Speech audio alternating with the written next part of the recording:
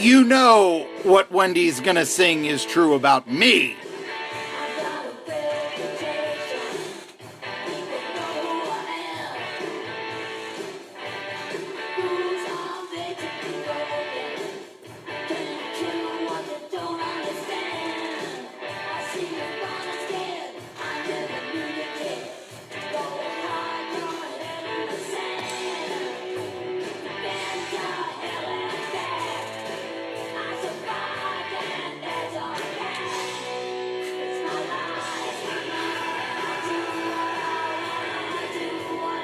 Yes, as that unmistakable music indicates, it is time for me, Marky Billson, to tell you what's wrong with ETSU. You know, in East Tennessee, the football conversation, Upper East Tennessee, obviously in Chattanooga, the Bucks are not going to be talked about, and certainly not in Knoxville, but in the Tri-Cities they should be. I push for their discussion, and a loss to Virginia Military absolutely deserves discussion. Now, I am the guy who, of 29 media members in a Southern Conference poll, voted VMI the highest of any of them. I am the guy who said Virginia Military would be the most improved football team in the Southern Conference. I did not realize, however, that that meant more than 3-8. Remember, they were 1-10 last year. What can you say? Reese Olinsky, who threw 64 passes in defeating ETSU 31-24 in a long football game, went to overtime, delayed by rain and lightning twice. I'm going to get to that here in a second. He was second team all SoCon in this his sophomore season in the preseason, all Southern Conference team.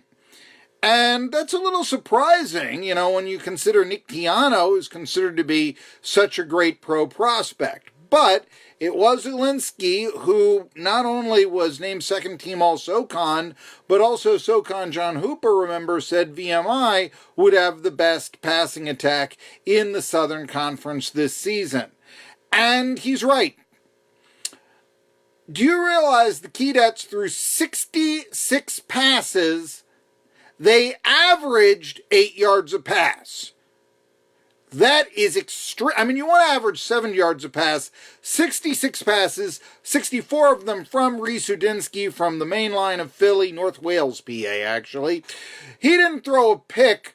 Trey Mitchell, who has some promise, but he did. And you get the feeling that he will throw a lot of picks this year. Didn't complete 50% of his passes, did hit on some big plays. 57 yards to open up the scoring in the second quarter to Keith Coffey. But still outplayed by Olinsky. The Keydets only ran the ball 4 times once the fourth quarter began. That means the fourth quarter and the overtime period. One of those was a 1-yard touchdown run by Alex Ramsey, and the other time they got 29 yards from Ramsey on a draw play in their final drive in regulation. Yeah, he had 28 yards for the rest of the game, did Olinsky, but 2 touchdowns. So there you go with that. But VMI beating ETSU, their first victory since defeating the Buccaneers back in 2016, their first, Southern Conference victory. You'll remember that year the Bucks lost up in Lexington 37-7. What does it mean? Well, first of all, I want to say what it means is the new football stadium that ETSU plays in. The one that shares a name with Howard, the one that should be named after John Robert Bell, that one. Let's call a spade a spade. It sucks. I know the Mini Dome had a loser's rep, but it has become, and it will become, an annual thing. The rain delay. Let's, get rained at. I look right now at ETSU football as the program that didn't have the sense to come in out of the rain. I know that the Mini Dome is a loser. The sight lines are bad. It's old. I get it. And for that matter, the fire marshal said that you'll have to make some rather minor changes to the place if you ever want to put 12,000 people in here again, which they've never done, which I still can't figure out. But, Lee Morrow down there, who actually now is in charge of running the mini-dome, the strengths and conditioning coach, long time for ETSU, he had an interesting comment. He would like to have the mini-dome as a backup venue. Now, I don't know how you're going to do a seat transfer in that, but let's face facts.